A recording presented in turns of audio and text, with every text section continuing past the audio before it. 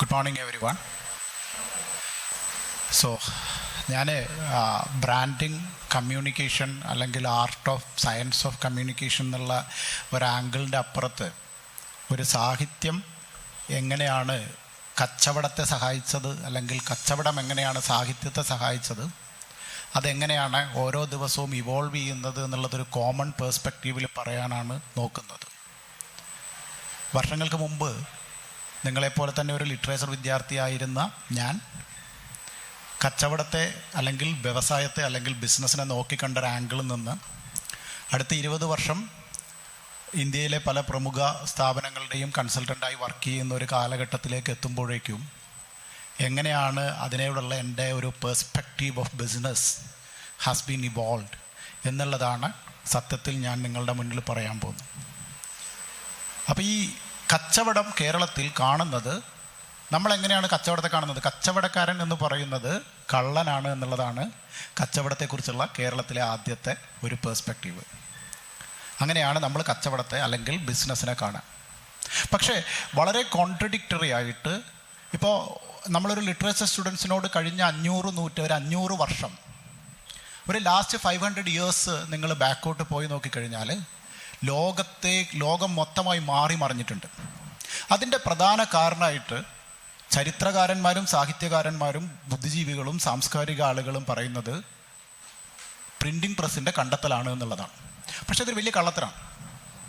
Printing പ്രസ്സിൻ്റെ കള്ളത്തരമല്ല, അല്ലെങ്കിൽ printing press കണ്ടെത്തിയതല്ല, മത്തിക്കച്ചവടമാണ് കഴിഞ്ഞ 500 വർഷം കൊണ്ട് ലോകത്തെ മാറ്റിമറിച്ചത് എന്ന് വളരെ ചരിത്രപരമായ വസ്തുതയുടെ അടിസ്ഥാനത്തിൽ വിശ്വസിക്കുന്ന ഒരാളാണ് ഞാൻ. മത്തിക്കച്ചവടം വളരെ സിമ്പിളായിട്ടുള്ളൊരു കാര്യമാണ്. മത്തി എന്ന് പറയുന്നത് നമ്മുടെ നാട്ടിൽ കിട്ടുന്ന ചാളയുടെ കച്ചവടമാണ് കഴിഞ്ഞ 500 വർഷം കൊണ്ട് ലോകത്തുണ്ടായിട്ടുള്ള എല്ലാ ടെക്നോളജി ട്രാൻസ്ഫറിൻ്റെയും എല്ലാ ഡിസ്കവറിയുടെയും നമ്മൾ കൊട്ടിഘോഷിക്കുന്ന റിനൈസൻസിൻ്റെയും കാരണം എന്നുള്ളത് ചരിത്രത്തെ വളരെ സൂക്ഷ്മമായിട്ട് വായിച്ചാൽ മനസ്സിലാവും. ഇതെങ്ങനെയാണ് എന്നുള്ളതാണ് ആക്ച്വലി എനിക്ക് പറഞ്ഞു തീർക്കേണ്ട ഒരേ ഒരു കാര്യം. ഒരു മത്തി വിൽക്കുക എന്നുള്ളത് ഇത്ര വലിയ കാര്യമാണ്. സത്യത്തിൽ ഒരു മത്തി വിൽക്കുക എന്നുള്ളത് വലിയ കാര്യമാണ്. അത് നമ്മളുടെ ചരിത്രത്തിൻ്റെ അല്ലെങ്കിൽ നമ്മുടെ സാഹിത്യത്തിൻ്റെ ബുദ്ധിജീവി സ്വഭാവം കൊണ്ട്, നമ്മളൊക്കെ ഭയങ്കര ബുദ്ധിജീവികളാണല്ലേ. നമ്മൾ ഈ ലിറ്ററേച്ചർ പഠിക്കുന്ന ആളുകളൊക്കെ നമ്മൾ ഷേക്സ്പിയറിനെ പഠിക്കുന്നു, അല്ലെങ്കിൽ നമ്മൾ ടോൾസ് ഓക്കെ അതൊന്നും തന്നാൽ മതി, അത് തന്നാൽ ബെറ്റർ ആയിരിക്കും. അപ്പോൾ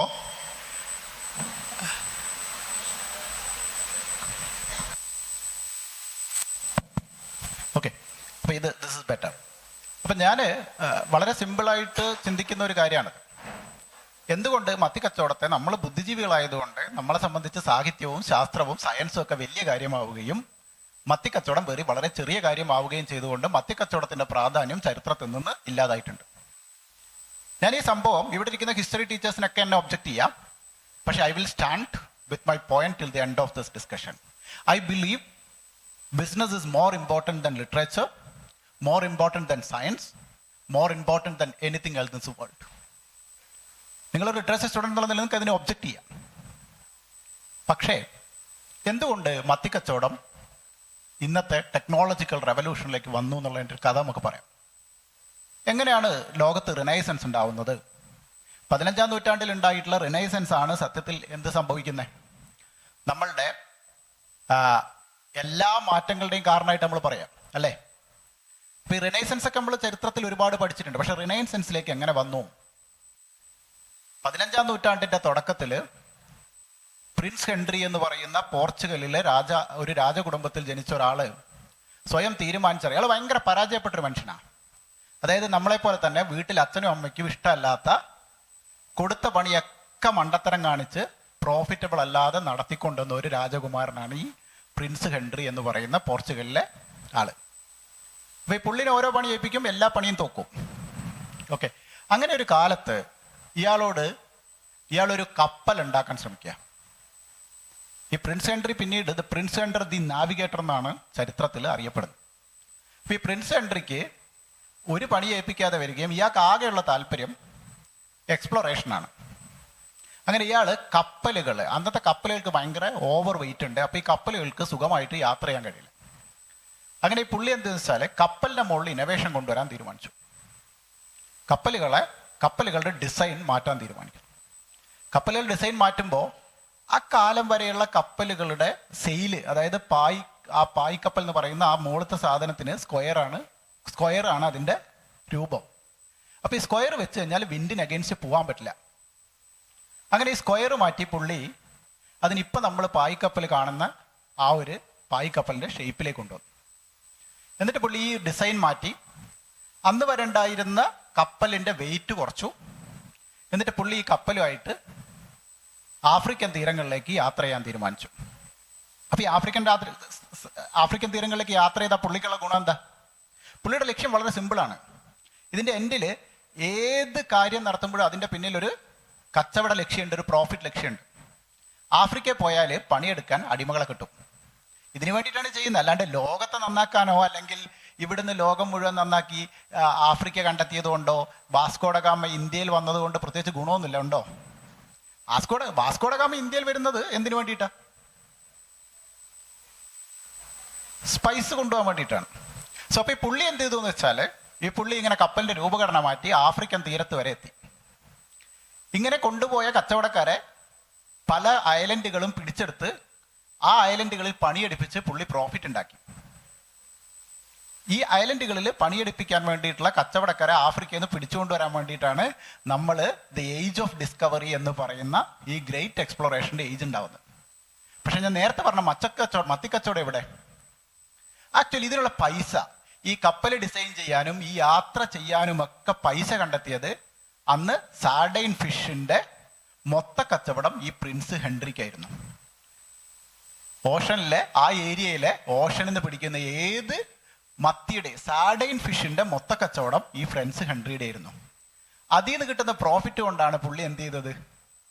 ഈ എക്സ്പ്ലോറേഷൻ മൊത്തം നടത്തിയത്, ഈ കപ്പൽ കണ്ടെത്തിയത്.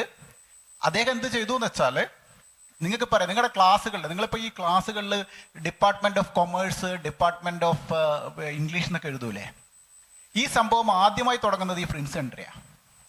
പ്രിൻസ് ഹെൻറിയുടെ വൈഫിൻ്റെ വീട് ഒരു കോളേജ് ആക്കുകയും ആ കോളേജിൽ ലോകത്തുള്ള വിദഗ്ധരായ ടീച്ചേഴ്സിനെ വിളിക്കുകയും ഓരോ റൂമിനും ഓരോ ഡിപ്പാർട്ട്മെന്റിന്റെ പേരിട്ടിട്ട് ആ ഓരോ ഡിപ്പാർട്ട്മെന്റിന്റെയും പുറത്ത്, ഇപ്പം ലിറ്ററേച്ചർ ആണെങ്കിൽ ഷേക്സ്പിയറിന്റെ പടം വെക്കുന്ന പരിപാടി, ഇത് തുടങ്ങുന്നതൊക്കെ ഈ ഹെൻറിയാ. ഇത് അന്ന് ആ 15-ാം നൂറ്റാണ്ടിൽ പുള്ളിയുടെ വീടിരുന്ന അതേ സ്കൂളാണ് ഇന്ന് യൂണിവേഴ്സിറ്റി ഓഫ് ലിസ്ബൺ എന്ന് പറയുന്നത്. അപ്പൊ ഇതിനൊക്കെ പുള്ളി പൈസ കണ്ടിട്ടുള്ളത് ഈ സാർഡൈൻ ഫിഷ് അല്ലെങ്കിൽ ചാള വിറ്റിട്ടുള്ള പൈസ കൊണ്ടാണ്.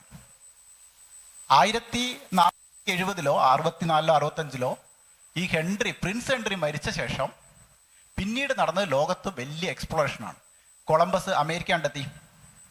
ഈ കൊളംബസ് കണ്ടെത്തി, അതിനു മുമ്പ് അമേരിക്ക അവിടെ തന്നെ ഉണ്ട്.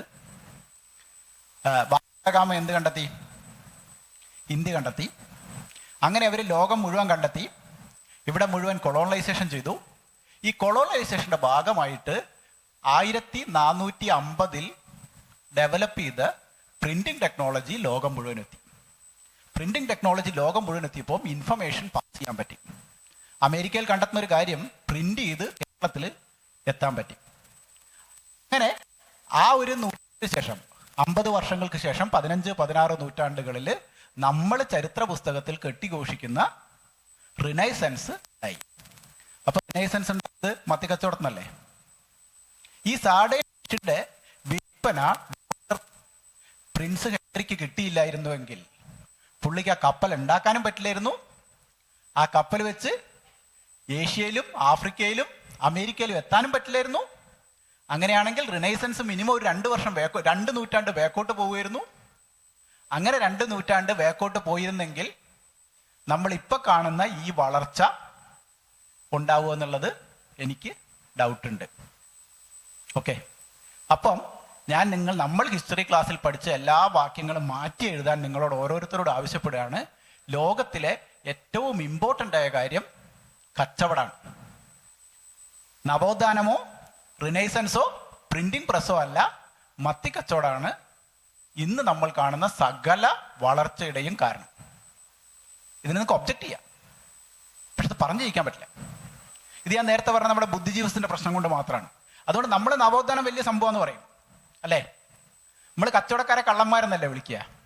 ഇത് ഇന്നൊന്നെല്ലാം തുടങ്ങിയ സ്വഭാവമൊന്നുമില്ല. നമ്മുടെ ചരിത്രകാരന്മാരുടെ ഒരു ഗുണം അതാണ്. നമ്മളെല്ലാത്തിനെയും എന്തിനേയും ലോകത്തെ എല്ലാ കാര്യവും ഉണ്ടായിട്ടുള്ള കച്ചവടത്തിനാണ് അല്ലേ. സിൽക്ക് റൂട്ട് BC 15-ാം നൂറ്റാണ്ടിൽ സിൽക്ക് റൂട്ടിലൂടെയാണ് മതങ്ങൾ ലോകത്ത് ബുദ്ധമതം പ്രചരിപ്പിക്കപ്പെട്ടത്. അങ്ങനെയാണ് ഈ ഞാൻ നേരത്തെ പറഞ്ഞ പ്രിൻസ് ഹെൻറി ക്രിസ്തു മതത്തെ പ്രചരിപ്പിക്കാൻ തീരുമാനിച്ചുകൊണ്ടാണ് ലോകത്തെ ഏറ്റവും വലിയ മതമായിട്ട്. ഈ എന്തിനാണ് ആക്ച്വലി ക്രിസ്തു മതം പ്രചരിപ്പിക്കാൻ തീരുമാനിച്ചെന്നുള്ളൊരു കഥയുണ്ട്. ക്രിസ്തു മതം പ്രചരിപ്പിക്കണം എന്ന് താല്പര്യം ഉണ്ടായിട്ടൊന്നല്ല. ഓക്കെ, പുള്ളി വലിയ മതവിശ്വാസിയായിരുന്നു, അത് വേറെ കാര്യം. അതിനൊരു കാരണം എന്ന് പറഞ്ഞാൽ ഈ വണ്ടിയിൽ ഈ വാസ്കോഡഗാമയൊക്കെ അവിടെ നിന്ന് പുറപ്പെട്ടാൽ ഇവിടെ എത്തുമ്പോൾ എത്ര ടൈം എടുക്കും? വർഷങ്ങളെടുക്കും. അവിടുന്ന് ഇറങ്ങി ഇവിടെ എത്തുമ്പോൾ ഇന്നത്തെ പോലെ 12 മണിക്കൂർ കൊണ്ട് അമേരിക്കയിൽ എത്താൻ പറ്റില്ല. പിന്നെ ഇടയ്ക്ക് എന്ത് സംഭവിച്ചാലും മാനസിക രോഗം വരും. ആർക്ക്? ഈ വണ്ടിയിലുള്ള ആളുകൾക്ക് മാനസിക രോഗം വരുമ്പോൾ ഇവരെ പറഞ്ഞ് സമാധാനിപ്പിക്കാൻ വേണ്ടി കൂടെ കൂട്ടിയ പ്രീസ്റ്റുമാരാണ്. അല്ലാണ്ട് നമ്മൾ വിചാരിക്കുന്ന മതപ്രചരണത്തിന് ഇവരെ കൂടെ കൂട്ടിയൊന്നല്ല. ഈ വണ്ടിക്കുള്ള അടി ഉണ്ടാവുമ്പോൾ ഇവരെ ഒന്ന് സമാധാനിപ്പിക്കാൻ കുറച്ച് ദേ ആർ ഓൾ സൈക്കോളജിസ്റ്റ് അല്ലേ. ഈ പ്രീസ്റ്റുമാരൊക്കെ നല്ല സൈക്കോളജിസ്റ്റുകളാണ്. അപ്പൊ ഇവർ ഈ വണ്ടിക്കുള്ളിൽ ഉണ്ടാവുന്ന കലാപങ്ങളെ നിയന്ത്രിക്കാൻ വേണ്ടിയിട്ട് ഒരു സൈഡിൽ തോക്ക് പിടിച്ച് 2 സൈനികരുണ്ട്, മറ്റേ സൈഡിൽ ഈ പറയുന്ന പ്രീസ്റ്റുമാരും സന്യാസികളും ഉണ്ട്. അങ്ങനെ കൂടെ കൂട്ടി. അപ്പൊ ഇതൊക്കെ കച്ചവടത്തിന്റെ ഭാഗമായിട്ടാണ് ലോകത്ത് എല്ലാ മാറ്റങ്ങളും ഉണ്ടായിട്ടുള്ളത്. അത് അംഗീകരിക്കാൻ അങ്ങനെ തന്നെയാണ് സാഹിത്യവും വളർന്നിട്ടുള്ളത്. ഈ കച്ചവടത്തിനെ മറപറ്റിയിട്ട് വന്നിട്ടുള്ള പ്രിന്റിംഗ് പ്രസ്സിൽ ബുക്കുകൾ അടിച്ചിട്ടാണ് ലോകത്ത് ഭാഷ വളർന്നത്, സാഹിത്യം വളരുന്നത് ഇല്ലേ. അപ്പൊ അങ്ങനെ നോക്കിയാൽ നമ്മൾ സാഹിത്യത്തെ വ്യാപാരം അല്ലെങ്കിൽ ട്രേഡ് എന്ന് പറയുന്ന സാംസ്കാരികമായ ഒരു വിനിമയത്തിന് കാരണമാവുന്നുണ്ട്. അപ്പൊ ഈ സാഹിത്യത്തിന് ഏറ്റവും ക്രിട്ടിക്കലായ സാഹിത്യം എന്ന് പറയുന്നത് ദി ആർട്ട് ഓഫ് കമ്മ്യൂണിക്കേഷൻ ഏറ്റവും വിപുലമായിട്ടും സുന്ദരമായിട്ടും യൂസ് ചെയ്യുന്ന ഒരു സ്ഥലമായിട്ട് ഞാൻ കണ്ടിട്ടുള്ളത് കച്ചവടത്തെ വളർത്താനാണ് അല്ലേ. ഈ ഭാഗമായിട്ട് പറഞ്ഞപ്പോൾ ഞാൻ കഴിഞ്ഞ വർഷമോ നമുക്ക് പനാമ കനാൽ ഒരു ദിവസം ബ്ലോക്കായി. എല്ലാവർക്കും അറിയാവുന്ന എൻ്റെ വിശ്വാസം, പനാമ ബ്ലോക്കായി അല്ലേ. ഈ പനാമ കനാൽ എന്താണെന്നറിയോ?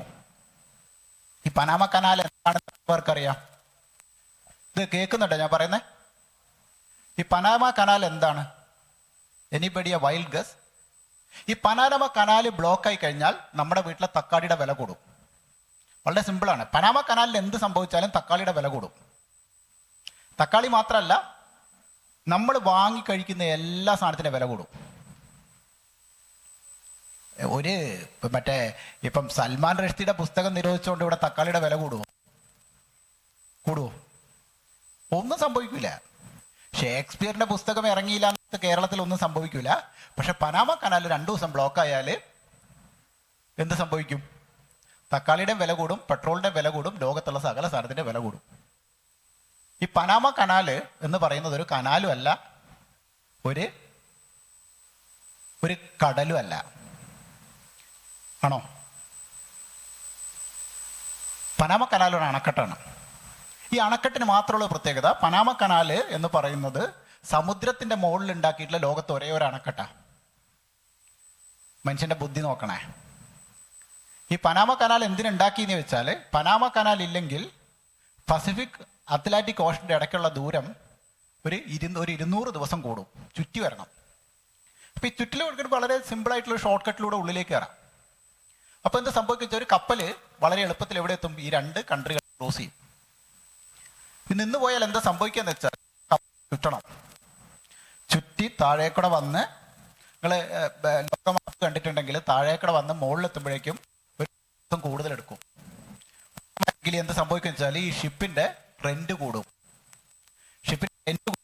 കുറെ തക്കാളി കേട്ട അപ്പൊ എന്ത് സംഭവിക്കും? തക്കാളിയുടെ വില നാട്ടിൽ കൂടും അല്ലേ. ഈ വളരെ രസകരമായ ഒരു കാര്യമാണ്. നമ്മൾ ഒരു യുദ്ധം നടക്കുന്നു, ഇസ്രായേലും പലസ്തീനും തമ്മിൽ യുദ്ധം നടക്കുന്നു. എന്താ സംഭവിക്കുക? ഇസ്രായേലും പലസ്തീനും തമ്മിൽ യുദ്ധം നടന്നാൽ എന്താ സംഭവിക്കുക?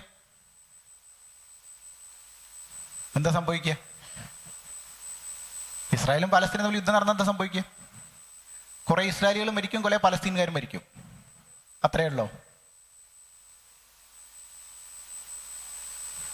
പറഞ്ഞോ.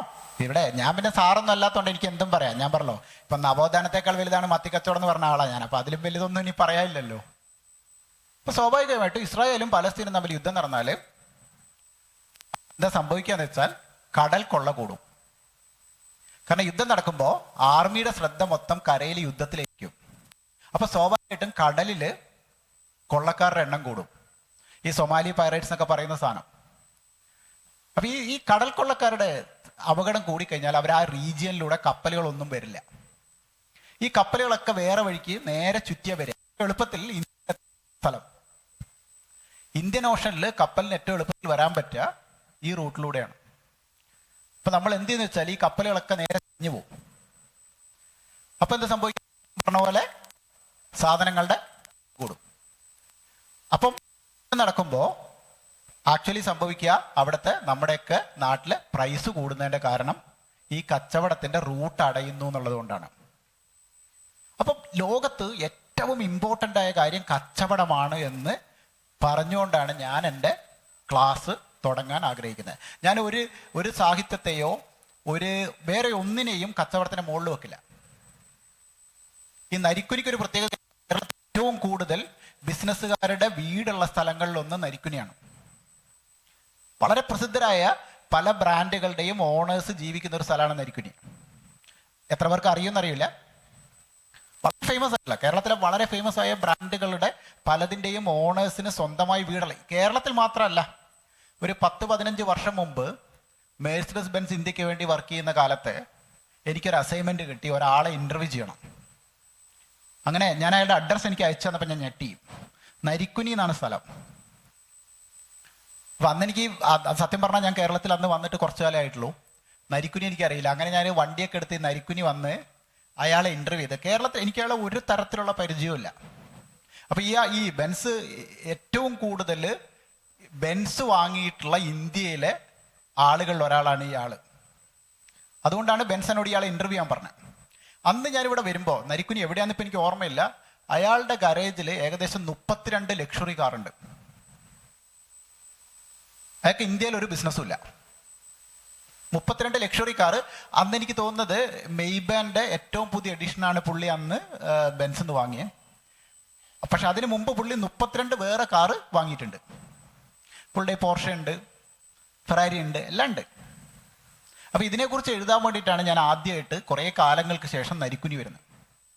അത്ര വലിയ സ്ഥലമാണ് നരിക്കുനി എന്നാണ് ഞാൻ പറഞ്ഞു വരുന്നത്. നരിക്കുനിയിൽ മൈജി ഷാജിഖാൻ്റെ ഒക്കെ സ്വന്തം സ്ഥലമാണ്. അതാണ് എന്നെ സംബന്ധിച്ച് നരിക്കുനി എന്ന് പറയാം. അപ്പം അങ്ങനെ നമ്മൾ ചിന്തിക്കാത്ത തരത്തിലുള്ള ഒരു ഇമ്പോർട്ടൻസ് ഇതിനുണ്ട്. ഇനി ലിറ്ററേച്ചർ സ്റ്റുഡൻസ് എന്നുള്ള നിലയിൽ സാഹിത്യത്തെക്കാൾ പഴക്കമുള്ള ഒരു എഴുത്ത് മോഡലാണ് കമ്മ്യൂണിക്കേഷൻ ലിറ്ററേച്ചർ എന്ന് പറയുന്നത്. നമ്മൾ എന്ത് പറയുമ്പോഴും ഏത് കാര്യം ജീവിതത്തിൽ ആദ്യമായൊരു വാട്ടർ സംവിധാനത്തിൽ ഒരാൾ വേറൊരാൾക്കൊരു സാധനം വിട്ടപ്പോഴും അവിടെ എന്തുണ്ട്? കമ്മ്യൂണിക്കേഷൻ ഉണ്ടായിട്ടുണ്ട്. ഈ കമ്മ്യൂണിക്കേഷൻ്റെ മാത്രം ഒരു പ്രത്യേകത, ഈ എഴുത്തുകാരൻ്റെ ഒരു സ്വാതന്ത്ര്യം ഞങ്ങളെപ്പോലുള്ള കൊമേഴ്ഷ്യൽ ആർട്ടുകാർക്കില്ല എന്നുള്ളതാണ്. ഈ എഴുത്തുകാർക്ക് ഭയങ്കര സുഖമുണ്ട് ഇല്ലേ? ഭയങ്കര സുഖമാണ്. എഴുതിയിട്ട് ആൾ വായിച്ചാലും വായിച്ചില്ലെങ്കിലും ആർക്കും നഷ്ടമില്ല, ആർക്കും വലിയ നഷ്ടമില്ല. ഒരു പുസ്തകം ഇറക്കി ഒരു 50,000 രൂപ സ്പെൻഡ് ഉണ്ടാവും. ആ പുസ്തകം ആരും വായിച്ചില്ലെങ്കിലും പോവുക 50,000 രൂപയാണ്. വളരെ സിമ്പിളായിട്ടുള്ള പരിപാടിയാണ്. പക്ഷെ നമ്മളെ സംബന്ധിച്ച് ഞാനിപ്പോൾ ഒരു ബ്രാൻഡിന് വേണ്ടി വർക്ക് ചെയ്യുമ്പോൾ ആ ബ്രാൻഡ് സ്പെൻഡ് ചെയ്യും 200 കോടി രൂപയായിരിക്കും ആ ബ്രാൻഡ് ആ പരസ്യത്തിന് മുകളിൽ സ്പെൻഡ് ചെയ്യുക. ആ 200 കോടി രൂപ സ്പെൻഡ് ചെയ്തിട്ട് ഒരു 35,000 കോടി രൂപയായിരിക്കും അവരതിൽ ഒരു ടേൺ ഓവർ ചിന്തിക്കുക. ഞാനൊരു സിമ്പിൾ അസംഷൻ പറയാം. അപ്പോൾ ഈ പരസ്യം 35,000 കോടി രൂപ ബിസിനസ് കൊണ്ടുവന്നില്ലെങ്കിൽ ഇത് പരാജയമാണ്. എന്ത് സംഭവിക്കും? ഞാൻ നേരത്തെ പറഞ്ഞ പോലെ തന്നെ ഈ ബിസിനസ് കൊണ്ടുവന്നില്ലെങ്കിൽ സംഭവിക്കാൻ പോകുന്നത്, ഒരു കമ്പനി, ഇപ്പം ഞാൻ വർക്ക് ചെയ്യുന്ന ഒരു കമ്പനിയിൽ ഒരു 25,000 30,000 എംപ്ലോയീസ് ഉണ്ടാവും. ഈ കമ്പനി നഷ്ടത്തിലായ ആദ്യം എന്താ ചെയ്യുക?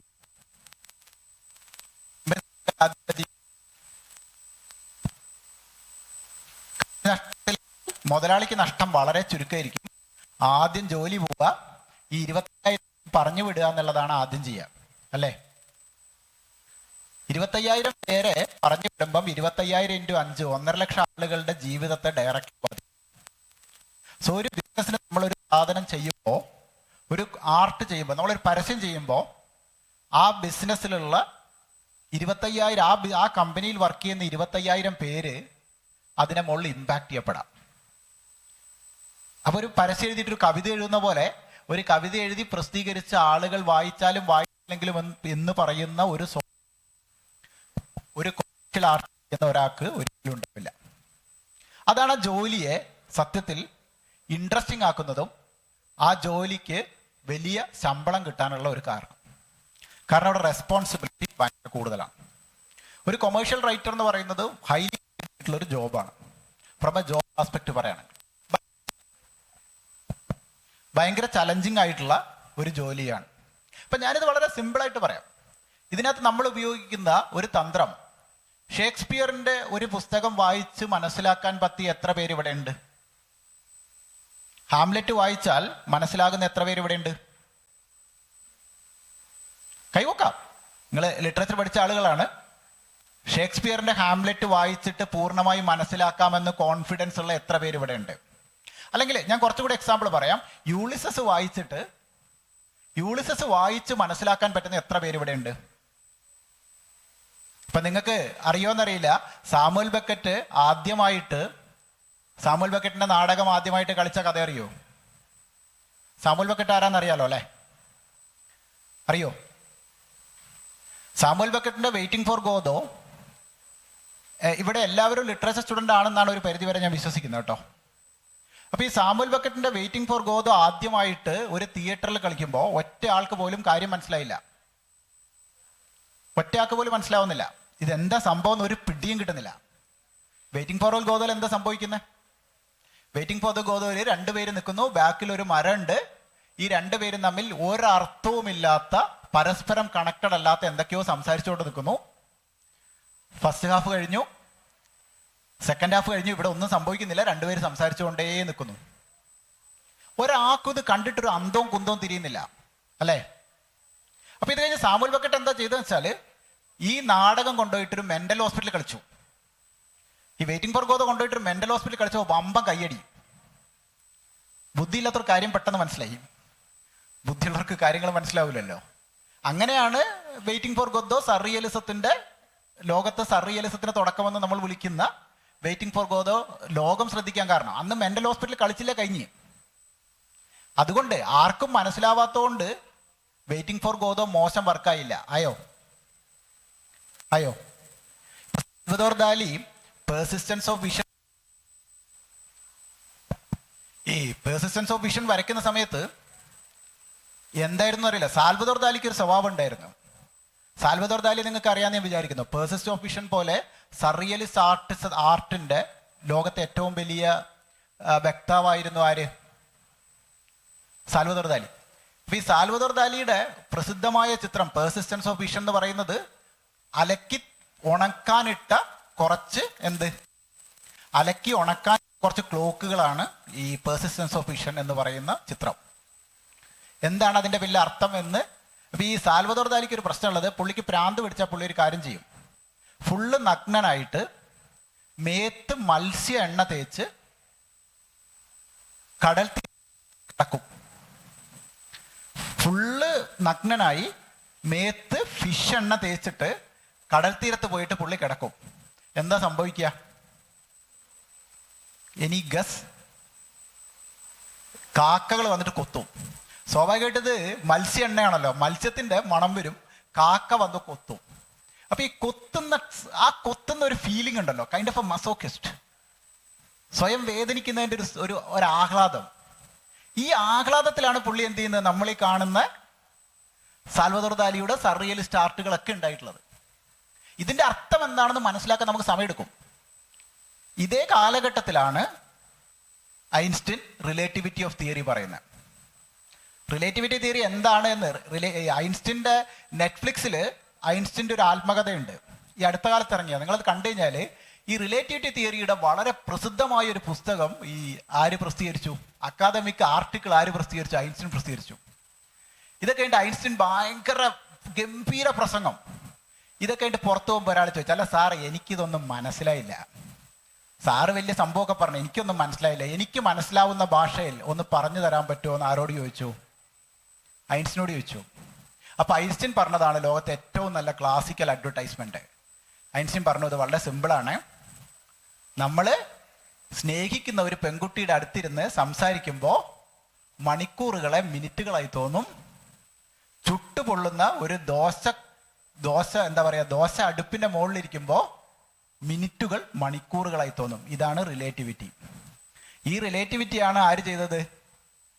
സാൽവദോർ ദാലി മറ്റേ ക്ലോക്ക് ചൂടാക്കിയിട്ട് അലക്കാനിട്ട ക്ലോക്ക് എവിടെ ഇട്ടത്? ഇതിന്റെ മുകളിലിട്ട്. ഇത് രണ്ടും ഒരേ സാധനമാണ്. ഈ പിക്കാസോയുടെ ക്യൂബിസം വരുന്നത് ലോകത്ത് യുദ്ധമുണ്ടായ 2ാം ലോകമഹായുദ്ധ കാലഘട്ടത്തിൽ യുദ്ധത്തെ ചോദ്യം ചെയ്തുകൊണ്ട് ചിത്രം വരയ്ക്കുമ്പോൾ ക്യൂബിസം ഇവോൾവ് ചെയ്യുമ്പോൾ പുള്ളിക്ക് എങ്ങനെ അങ്ങനെ ഒരു ചിത്രം ഇമാജിൻ ചെയ്യാൻ പറ്റി? ഇതിനെക്കുറിച്ച് പിന്നീട് സയന്റിസ്റ്റുകൾ പറഞ്ഞത് എന്താണെന്നറിയോ? പുള്ളിക്ക് മൈഗ്രെയിൻ ഉണ്ടായിരുന്നു എന്നാ. മൈഗ്രെയിൻ ഉണ്ടെങ്കിൽ കാഴ്ച സ്പ്ലിറ്റ് ആയിട്ടാണ് കാണാം. ആർക്കെങ്കിലും മൈഗ്രെയിൻ ഉണ്ട് അറിയാം, മൈഗ്രെയിൻ്റെ എക്സ്ട്രീമിലെത്തുമ്പോൾ കാഴ്ച സ്പ്ലിറ്റ് ആവും.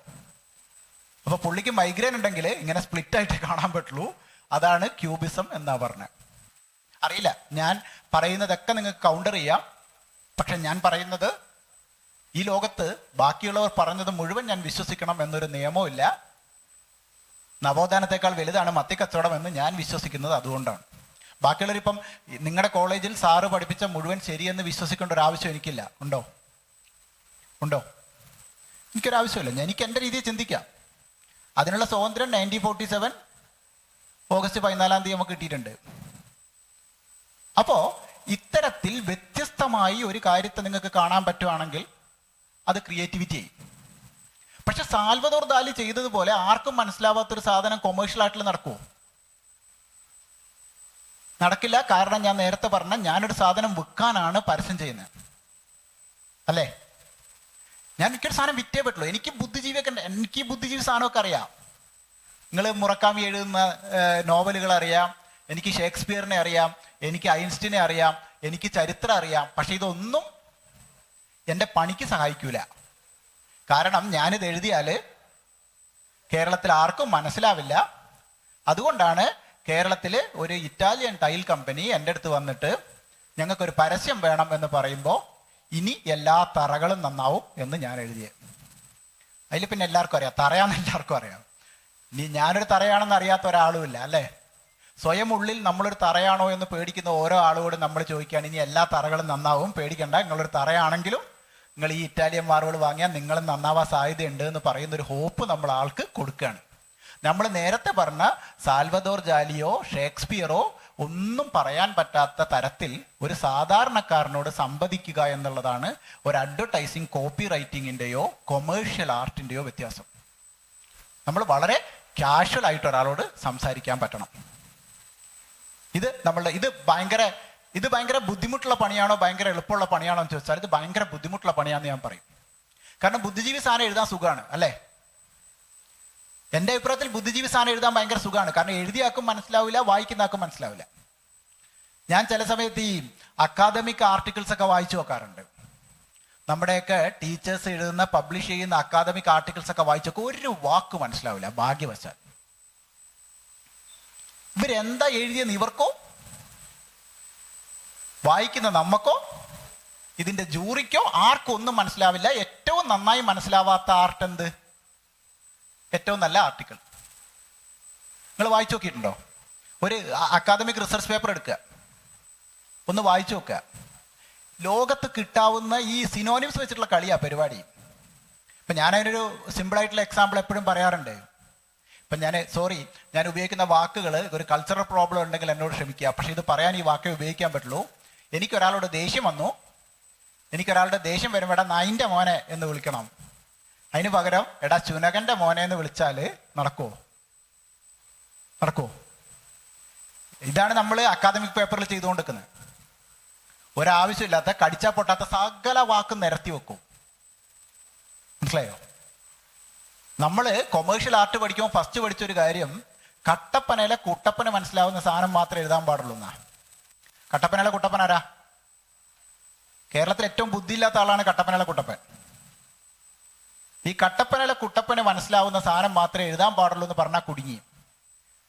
ഞാൻ 20 വർഷം 1ാം ക്ലാസ് മുതൽ ഡിഗ്രി ഇംഗ്ലീഷ് PG ഒക്കെ പഠിച്ചെടുത്തതൊക്കെ വീട്ടിൽ വെച്ചിട്ട് വേണം എനിക്ക് ഈ കട്ടപ്പനയിലെ കുട്ടപ്പന് വേണ്ടി എഴുതാൻ പോവാൻ, അല്ലേ? കൊമേഴ്ഷ്യൽ ആർട്ടിലെ ഏറ്റവും ഇൻട്രസ്റ്റിംഗ് ആയ സാധനം നമ്മുടെ നാട്ടിൽ മത്തി വിൽക്കാൻ വരുന്ന ആളുടെ ലാംഗ്വേജ്. നിങ്ങളുടെ നാട്ടിലെ ഈ മീൻകാരൻ വരുന്ന അയാൾ പറയുന്ന ടോൺ ഒരേ ടോണാ. പഴയ സിനിമയെ കാണാം. നാരായ എന്നുള്ള സിനിമയിൽ ജഗദീഷ് വരുന്നുണ്ട്. നാരായ എന്നുള്ള സിനിമ കണ്ടിട്ടുള്ള ആളുകൾക്കറിയാം. മത്തി കച്ചവടക്കാരനാ. വീട്ടിൽ നിന്ന് എല്ലാ സ്ത്രീകളും ഇറങ്ങി വരും. 1 കിലോ മത്തി 2 കിലോ മത്തി വാങ്ങും, വെട്ടും, കറിവെക്കും, നമ്മൾ ഉച്ചയ്ക്ക് തിന്നും. അയാളുടെ ഭാഷ അത്ര സിമ്പിളാ. ആ കൂക്ക് 11 മണിക്ക് കേട്ടാൽ അതിൻ്റെ അർത്ഥം ആരാന്നുള്ളതാണ്? മീൻ വെക്കുന്ന ആളാന്നുള്ളത്. വളരെ സിമ്പിളായ കമ്മ്യൂണിക്കേഷനാ. ഇതിൽ സാൽവദോർ ജാലിയുടെ ബുദ്ധിജീവിയൊന്നുമില്ല. വളരെ സിമ്പിൾ അല്ലേ? ഒരു വാക്കില്ല, ഒരു അക്ഷരമില്ല, പക്ഷെ എത്ര സുന്ദരമായി നിങ്ങളിത് കമ്മ്യൂണിക്കേറ്റ് ചെയ്യുന്നു, അല്ലേ? ഇതേപോലെ ഞാൻ പണ്ട് നാട്ടിൽ കേട്ടിട്ടുള്ള വേറൊരു സാധനം, അമ്മി കുത്താനുണ്ടോ അമ്മി. ഇത് കേട്ടിട്ടുണ്ടോ നിങ്ങള്? ഈ കത്തി മൂർച്ചയാക്കാൻ വരുന്ന ആളുകൾ പണ്ട് മുതലേ, എൻ്റെ ഒരു കുട്ടിക്കാലം മുതലേ നാട്ടിൽ ഉപയോഗിക്കുന്ന വാക്കാണ് അമ്മി കുത്താനുണ്ടോ അമ്മി. അമ്മി എന്താന്ന് എനിക്ക് അറിഞ്ഞൂടെ എപ്പോഴും. പക്ഷെ ഈ സാധനം കേട്ടാൽ ഒരു കറങ്ങുന്ന വണ്ടിയായിട്ടൊരു മനുഷ്യൻ വരും, നമ്മൾ കത്തി കൊടുക്കും, ആ കത്തി അയാൾ മൂർച്ച കൂട്ടിത്തരും. കാലാകാലങ്ങളായിട്ട് എന്ത് സിമ്പിളായിട്ടാണ് അയാൾ ഈ കാര്യം കമ്മ്യൂണിക്കേറ്റ് ചെയ്യുന്നത്.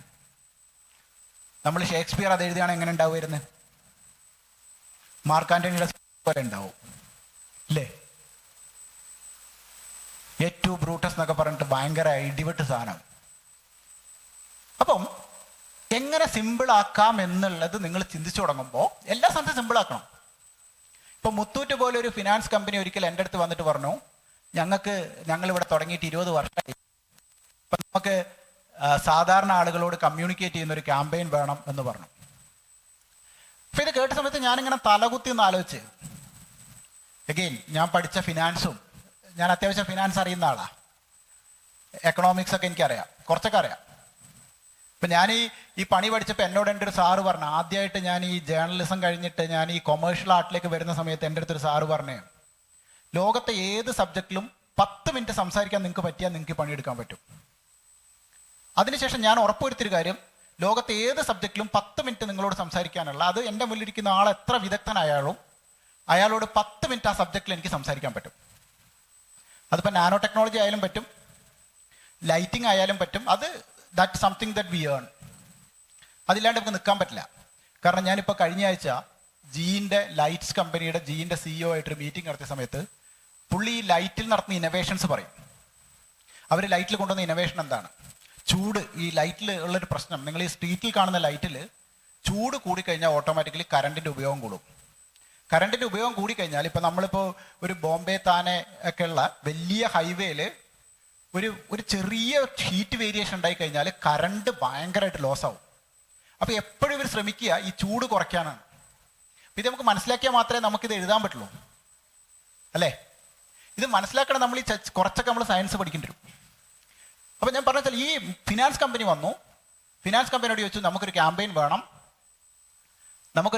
വേണം, അത് ഭയങ്കര സിമ്പിൾ ആവണം. അപ്പം ഞാൻ തലകുത്തി ഒന്ന് ആലോചിച്ച് ഗൂഗിളിൽ സെർച്ച് ചെയ്ത് അറിയാവുന്ന ടെക്സ്റ്റുകളൊക്കെ വായിച്ച് നമ്മളൊരു നല്ല ക്യാമ്പയിൻ ചെയ്യുമ്പോൾ, ഒരു 100 കോടി രൂപയൊക്കെ സ്പെൻഡുള്ളൊരു ക്യാമ്പയിൻ നമ്മൾ ചെയ്യുമ്പോൾ ചിലപ്പോൾ നമ്മൾ 500ഉം 600ഉം പേജുള്ള റിസർച്ച് പേപ്പറൊക്കെ വായിച്ചു നോക്കലുണ്ട്.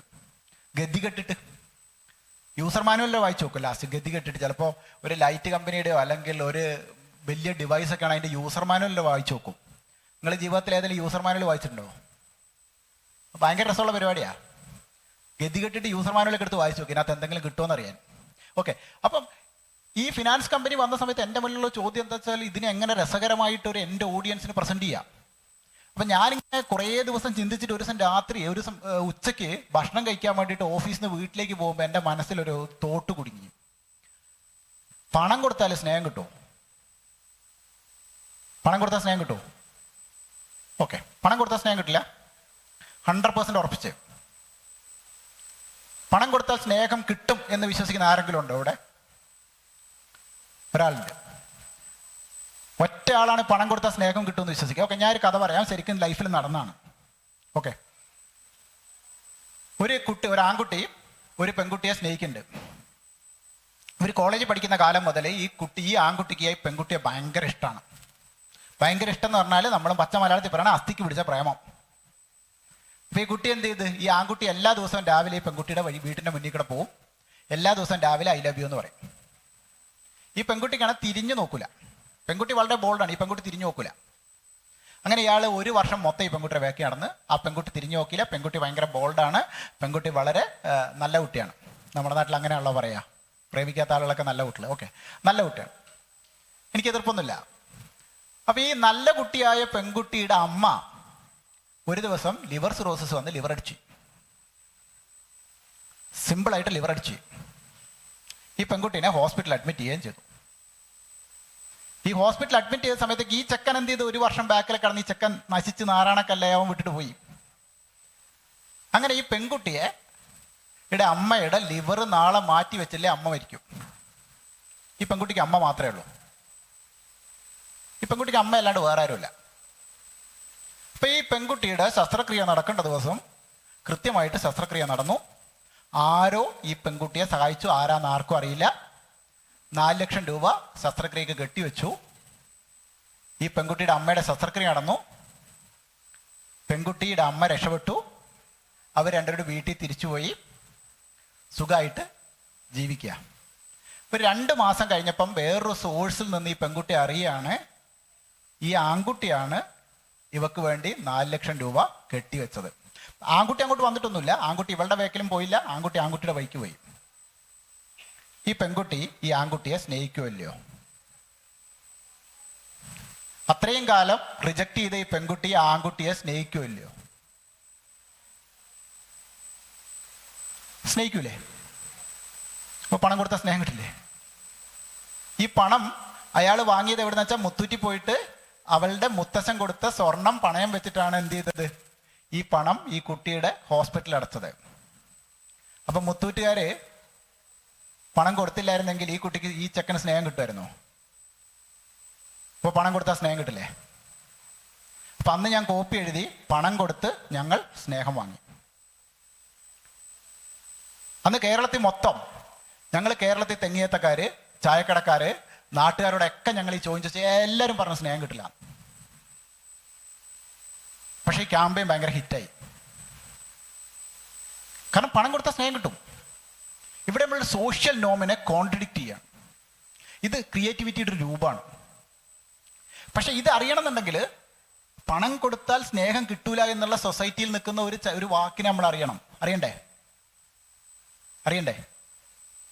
സോ ഇത്തരത്തിൽ എങ്ങനെ നമുക്ക് ഒരു കമ്മ്യൂണിക്കേഷനെ സിമ്പിൾ ആക്കാം എന്നുള്ളത് ചിന്തിക്കുന്നിടത്തുനിന്നാണ് ശരിക്കും പറഞ്ഞാൽ അഡ്വർടൈസിങ് ആൻഡ് മാർക്കറ്റിംഗ് കമ്മ്യൂണിക്കേഷൻ്റെ സയൻസ് വർക്കൗട്ട് ചെയ്യുക. ശരിക്കും പറഞ്ഞാൽ നമ്മൾ ഞാൻ എപ്പോഴും തമാശക്കാണെങ്കിലും പറയാറുണ്ട്, എന്ത് ചെയ്യുമ്പോഴും അഡ്വർടൈസിങ് ചെയ്യുമ്പോൾ മാത്രം അടിക്കുകയാണെങ്കിൽ മുഖത്ത് തന്നെ അടിക്കണം. ഇടയ്ക്ക് നിൽക്കരുത്. ഇടയ്ക്ക് നിന്നാൽ നിങ്ങൾ പെടും. ഈ അടിക്കാന്ന് പറഞ്ഞിട്ട് ഇങ്ങനെ പോയിട്ട് ഇങ്ങനെ എന്ത് പറഞ്ഞിട്ട് കാര്യമില്ല. അടിക്കണം, ഒറ്റയടി കൊടുക്കണം. മറക്കരുത്, ഒരാഴ്ചയെങ്കിലും മുഖത്ത് പാടുവേണം. അത്ര ഇമ്പാക്റ്റ് ക്രിയേറ്റ് ചെയ്യാൻ പറ്റുന്ന എഴുത്തിന് മാത്രമേ എന്തിൽ നിലനിൽക്കാൻ പറ്റുള്ളൂ? ഈ കമ്മ്യൂണിക്കേഷൻ്റെ ലാംഗ്വേജിലോ എഴുത്തിലോ നിലനിൽക്കാൻ പറ്റുള്ളൂ. സോ നിങ്ങൾക്കൊക്കെ ഇത് എഴുതാൻ പറ്റില്ലേ? എല്ലാ തറകളും നന്നാവും എന്ന് എഴുതാൻ പറ്റാത്ത ആരെങ്കിലും ഇവിടെ ഉണ്ടോ? ആരെങ്കിലും ഉണ്ടോ? ഞാനന്ന് 5 ലക്ഷം രൂപ വാങ്ങി. ഈ വരി എഴുതിയതിന് ഞാൻ 5 ലക്ഷം വാങ്ങി. വളരെ സിമ്പിളാണ്. രണ്ടാമത് മറ്റേ പണം കൊടുത്ത് ഞങ്ങൾ സ്നേഹം വാങ്ങിയതിന് ഞാൻ 5 ലക്ഷം വാങ്ങി. ഇത് വലിയ സംഭവമൊന്നുമല്ല, ആണോ? ഞാൻ ദാലി ചെയ്ത പോലെ എന്ത് ചെയ്തിട്ടൊന്നുമില്ല. ഷേക്സ്പിയറിനെ പോലെ മഹത്തായ സാധനങ്ങളൊന്നും എഴുതിയിട്ടില്ല. അവ എഴുതാൻ നമുക്ക് പറ്റുകയില്ല. എഴുത്തിനെ സിമ്പിളാക്കിയാൽ ആളുകളെ ഇമോഷണലി ട്രാക്ക് ചെയ്യാൻ പറ്റില്ലേ? ഞാൻ വേറൊരു എക്സാമ്പിൾ പറയാം. വളരെ സിമ്പിളായൊരു എക്സാമ്പിൾ. അഗെയിൻ, എനിക്ക് ഈ ബുദ്ധിജീവി പരിപാടി അറിയാത്തതുകൊണ്ടും നമ്മൾ വളരെ സാധാരണ നരിക്കുനിക്കാരനായതുകൊണ്ടും, നരിക്കുനി അല്ലെങ്കിൽ എൻ്റെ വീട് ഇതേപോലെ നരിക്കുനി പോലെ ഒരു ഉൾപ്രദേശത്താണ്. അതാണ് എൻ്റെ ജീവിതത്തിൽ കിട്ടിയ ഏറ്റവും വലിയ അഡ്വാൻറ്റേജ് എന്ന് ഞാൻ ഇപ്പോഴും പറയാറുണ്ട്. ലോകത്തെ ഏത് വലിയ ക്ലയൻറ്റിൻ്റെ അടുത്ത് ചെല്ലുമ്പോഴും എൻ്റെ ഉള്ളിലുള്ള ഏറ്റവും ധൈര്യം എനിക്ക് തന്നിട്ടുള്ള സാധനം, ഞാനൊരു സാധാരണ നാട്ടിൻപുറത്ത് സാധാരണ മലയാളം മീഡിയം സ്കൂളിൽ പഠിച്ചു വന്നവനാടാ എന്നൊരു ധൈര്യം ഉണ്ടല്ലോ. എനിക്ക് എൻ്റെ കമ്പനി തുടങ്ങി, ഞാൻ ജേർണലിസ്റ്റ് ആയിരുന്നു. ജേർണലിസം ഒക്കെ കഴിഞ്ഞ് എനിക്ക് നാട്ടിലേക്ക് തിരിച്ചു വരേണ്ടി വന്നു. നാട്ടിലേക്ക് തിരിച്ചു വരേണ്ടി വന്ന സമയത്ത് നാട്ടിൽ വന്നിട്ട് ഞാൻ ഇവിടുത്തെ കേരളത്തിലെ കമ്പനികളിലൊക്കെ കയറി ഇറങ്ങുക, എനിക്കൊരു ജോലി എന്ന് പറഞ്ഞിട്ട് ഒരു മനുഷ്യൻ എനിക്ക് ജോലി തരില്ല. അപ്പം അതൊക്കെ കഴിഞ്ഞിട്ട് ഒരു ദിവസം ഞാൻ ഡൽഹിക്ക് ഫ്ലൈറ്റിൽ പോകുന്ന സമയത്ത് എൻ്റെ ലെഫ്റ്റ് സൈഡിൽ അന്ന് സാംസങ് മെഡിക്കൽ എക്യുപ്മെൻറ്റിൻ്റെ CEO വന്നിരുന്നു. 3.5 മണിക്കൂർ ഞങ്ങൾ കൊച്ചിയിൽ നിന്ന് ഡൽഹി വരെ പോകണം. പുള്ളിക്ക് എഴുന്നേറ്റ് ഓടാൻ പറ്റില്ലല്ലോ. 3.5 മണിക്കൂർ എന്തായാലും പുള്ളി എൻ്റെ അടുത്ത് പെട്ട്. അപ്പം നമ്മുടെ ഈ നാവ് മാത്രം കൈമുതലായിട്ടുള്ളതുകൊണ്ട് ഞാൻ പുള്ളിയായിട്ട് ചെറുതായിട്ട് ഇങ്ങനെ സംസാരിച്ചൊക്കെ തുടങ്ങി. അപ്പോൾ പുള്ളി ഇങ്ങനെ പറഞ്ഞ് ഞങ്ങൾ പല ബിസിനസ് ഇഷ്യൂസ് സംസാരിക്കാൻ തുടങ്ങി. അപ്പോൾ പുള്ളി ഒരു പ്രോബ്ലം എൻ്റെ മുന്നിൽ പറഞ്ഞു, Joby, we are actually facing this problem. അപ്പോൾ ഞാൻ പറഞ്ഞു, sir, why I can also give you a presentation, you see whether it works or not for you. അങ്ങനെ ഞാനന്ന് പുള്ളിക്ക് ഒരു ഐഡിയ പറയാം. അപ്പോൾ എന്നോട് പറഞ്ഞ ഒരു കാര്യം ചെയ്യും, നീ 2 ദിവസം കൊണ്ട് ഓഫീസിലേക്ക് വാ. ഈ said okay, I will come. എനിക്കൊന്നും നഷ്ടപ്പെടാനില്ലല്ലോ, ഞാൻ മാത്രമേ ഉള്ളൂ, എനിക്ക് വേറൊന്നുമില്ല. അങ്ങനെ ഞാൻ എന്താ വെച്ചാൽ ഒരു ലാപ്ടോപ്പൊക്കെ എടുത്തിട്ട് ഞാൻ പുള്ളിയുടെ അടുത്ത് പോയി, I just gave M an idea, sir, it may work for you. So he really likes the idea. അപ്പം ഞാനും ഇതൊരിക്കലും എക്സ്പെക്ട് ചെയ്യുന്നില്ല he will give me a work. അപ്പോൾ ഇയാൾ എന്നോട് പറഞ്ഞു, ഓക്കെ ശരി, അങ്ങനെയാണ് ഒരു കാര്യം ചെയ്യും, you give me a full presentation, but I will give you only 2 days, 48 hours. അപ്പം ഞാൻ തീരുമാനിച്ചു, എന്തായാലും എനിക്ക് വേറെ പണിയൊന്നുമില്ല, എന്നാൽ പിന്നെ 2 ദിവസം ഡൽഹി തുടരാം. 2 ദിവസം കഴിഞ്ഞിട്ട് ഞാനൊരു ഫുൾ പ്രസൻറ്റേഷനായിട്ട് പുള്ളിയുടെ അടുത്ത് പോയി. ഹി ലൈക്സ് ഇറ്റ് ഒക്കെ. അപ്പം നമ്മളെ കേരളത്തിലെ കച്ചവടക്കാരെ പോലെയല്ല, ഈ കോർപ്പറേറ്റ്സിനുള്ള ഗുണമുള്ളത് നല്ലത് കണ്ടാൽ പെട്ടെന്ന് അവർക്ക് മനസ്സിലാവും. നമ്മൾ പിന്നെ ഈ ചെങ്ങായി എവിടുന്നാണ് വന്നത്, ഇവൻ്റെ പുരാണമൊക്കെ തപ്പാൻ തുടങ്ങും. മലയാളികൾക്ക് അങ്ങനത്തെ പ്രശ്നമുണ്ട്. മലയാളികൾ വളരെ മോശമാണ് കാര്യത്തിൽ. അവരാദ്യം നോക്കുക ഇയാൾ ജനിച്ച വീട് ഏതാണ്, ഇയാളുടെ വീടിൻ്റെ അടുത്തുള്ള ആളാരാണ്. ഇതൊന്നും കോർപ്പറേറ്റ്സിൻ്റെ ഇടയിലില്ല. കോർപ്പറേറ്റ്സിൽ I like the idea, will you be able to execute it. So അപ്പോൾ പുള്ളി പറഞ്ഞു, അപ്പോൾ ഈ സാംസങ്ങിൻ്റെ CEO പറഞ്ഞ ഒരു കാര്യം ചെയ്യാം, നാളത്തെ കഴിഞ്ഞ് ഞങ്ങൾ will come down to your Calicut office. Unfortunately I didn't have an office. I didn't have an employee, I didn't have anybody. I was just alone, sitting in Delhi, realizing that, okay, this guy's coming down to my office in Calicut in 2 days. I didn't have an office. So I called my friends and people in Calicut and I managed to get an office overnight. We painted it overnight. Like what happened is that I hired 3 people overnight on the call. ഒരു 4 പേരെ ഞാൻ എന്ത് ചെയ്ത് വെറുതെ വഴിക്ക് കണ്ട 4 പേരെ വിളിച്ച്, വാ മോനെ, ഒരു ദിവസം ലീവ് എടുക്ക്, വാ, നമുക്ക് ഇവിടെ ഇരുന്നാൽ മതി, ബാക്കി കാര്യം ഞാൻ നോക്കിക്കോളും, നിങ്ങളിവിടെ ഇരുന്നാൽ മതി. So 3rd day they came in and I presented it again. They liked it. They gave me a 1.5 crore business. I'm really happy because my business could finally took off. അങ്ങനെ ഞാൻ ആ ബിസിനസ് സ്റ്റാർട്ട് ചെയ്യുമ്പോൾ അപ്പം this is an experience where you are, ഇതെന്താ വെച്ചാൽ നമുക്കൊരു ധൈര്യം ഉണ്ട് ഉള്ളിൻ്റെ ഉള്ളിൽ. എന്തൊക്കെ വന്നാലും ഇപ്പോൾ ഒരു നരിക്കുനിയിൽ പഠിച്ച ഈ കോളേജിൽ പഠിക്കുന്ന ഒരാളുടെ മുന്നിൽ ഒരു ചങ്കൂറ്റുണ്ട്. ഇതിനേക്കാൾ വലുതൊന്നും വരാനില്ല, ഉണ്ടോ? ഞാൻ ആദ്യമൊക്കെ വിചാരിച്ചിരുന്ന ഈ ലണ്ടൻ സ്കൂൾ ഓഫ് എക്കണോമിക്സ് എന്നൊക്കെ ആൾ നമ്മുടെ കൂടെ ജോലിയാണ്. ഞാൻ മെർജർ മാർക്കറ്റിലൊക്കെ വർക്ക് ചെയ്യുന്ന സമയത്ത് ലണ്ടൻ സ്കൂൾ ഓഫ് എക്കണോമിക്സ് എന്നൊക്കെ ആൾ വരും നമ്മുടെ സ്റ്റാഫായിട്ട്. അപ്പം നമുക്ക് ഭയങ്കര പേടിയാ, ഇവർ വരുന്ന വലിയ ടാഗൊക്കെ ആയിട്ടാണല്ലോ.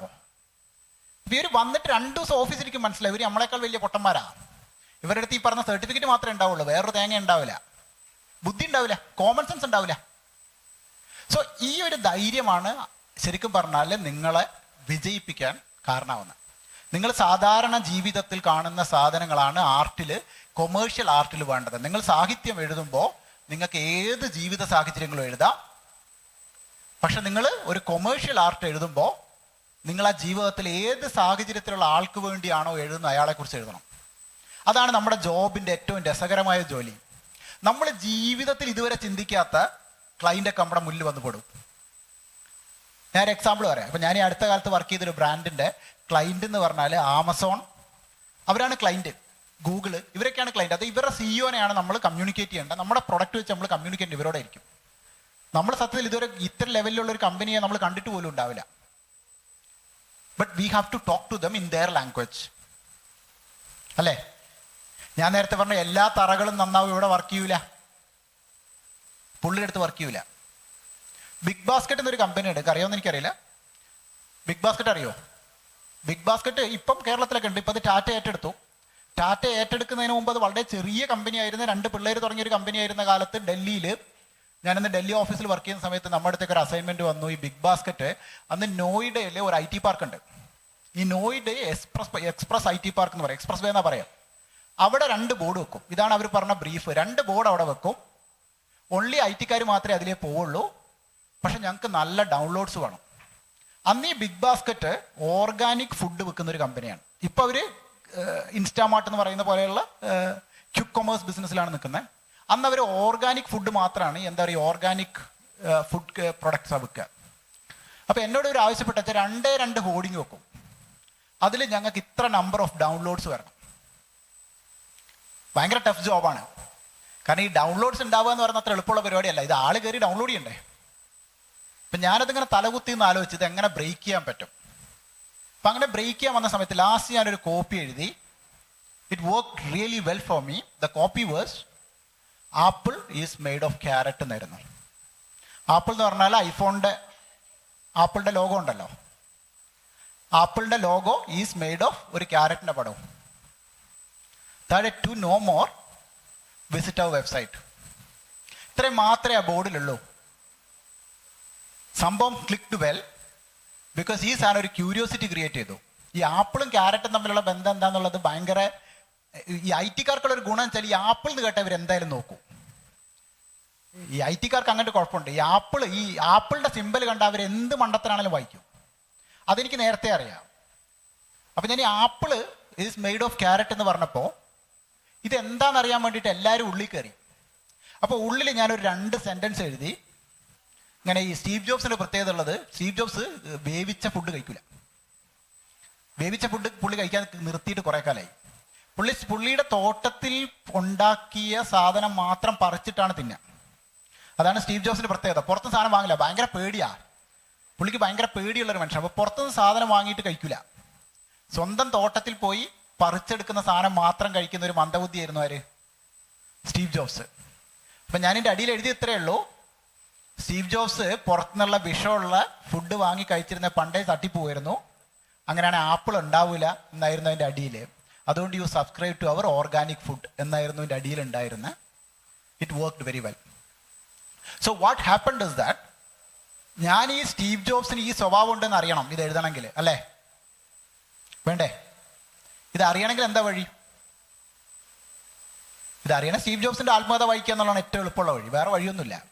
കാരണം സ്റ്റീവ് ജോബ്സ് നമ്മുടെ കാലത്ത് ജീവിച്ച ആളല്ലാത്തതുകൊണ്ട് സ്റ്റീവ് ജോബ്സിൻ്റെ ആത്മകഥ വായിച്ചാൽ ഓട്ടോമാറ്റിക്കലി, അപ്പം നമ്മളെന്താ വെച്ചാൽ നമ്മുടെ റീഡിങ് അത്രയും വൈബ്രൻ്റ് ആണെങ്കിൽ മാത്രമേ നമ്മുടെ മുന്നിലേക്ക് വരുന്ന പ്രോബ്ലത്തെ നമുക്ക് അപ്പം നേരിടാൻ പറ്റുള്ളൂ.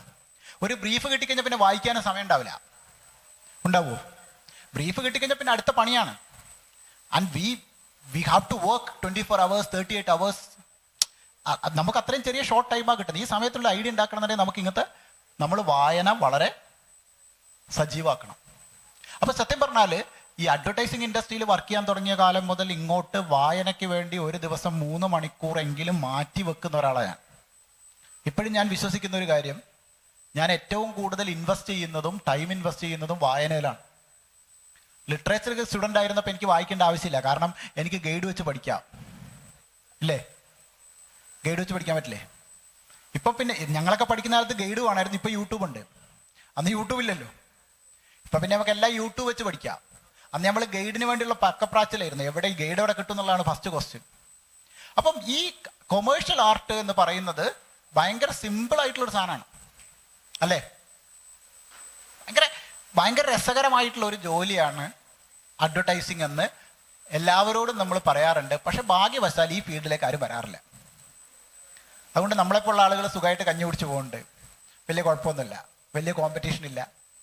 കഴിവുള്ളവരാരും ഈ വഴിക്ക് വരില്ല. കാരണം കഴിവുള്ളവരൊക്കെ ഇപ്പോൾ ഇവിടെ ഈ ക്ലാസ്സിൽ ഇപ്പോൾ ഞാൻ ചോദിക്കുകയാണ് എത്ര പേർക്ക് ടീച്ചർ ആവണം എന്ന് ചോദിച്ചാൽ എല്ലാവരും കൈവക്കും, ഇല്ലേ?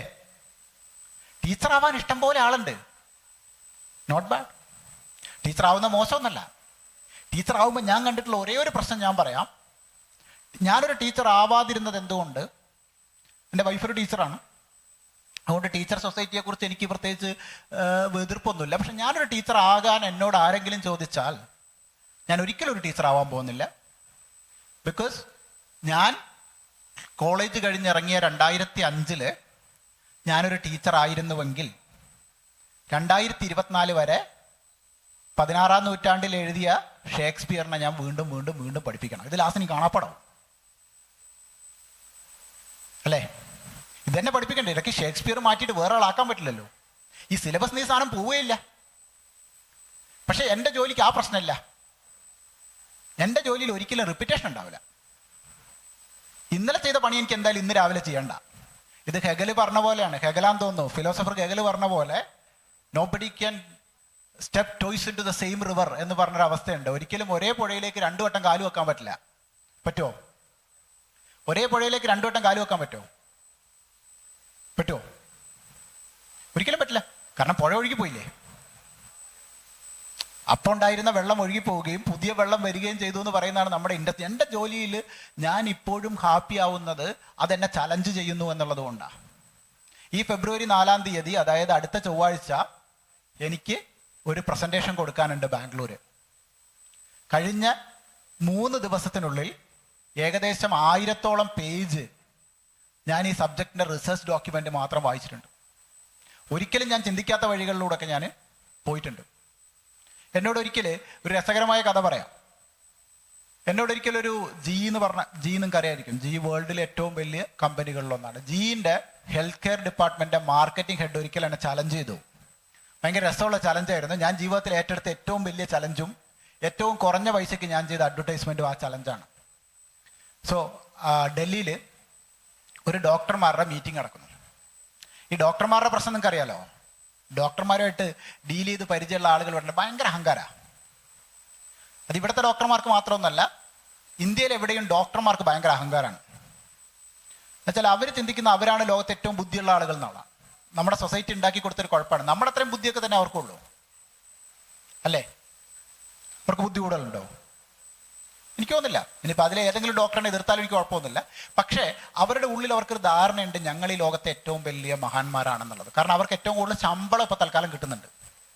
അത്രയേ ഉള്ളൂ, വേറെ കാര്യമൊന്നുമില്ല. അപ്പോൾ എന്നോട് ഈ ജി ഒരിക്കൽ എന്നെ ചലഞ്ച് ചെയ്തു, നിങ്ങൾക്ക് ധൈര്യം ഉണ്ടെങ്കിൽ ഒരു ലീഫ്ലെറ്റ് ഇറക്കണം. അതായത് ഒരു A4 ലീഫ്ലെറ്റ് ഇറക്കണം.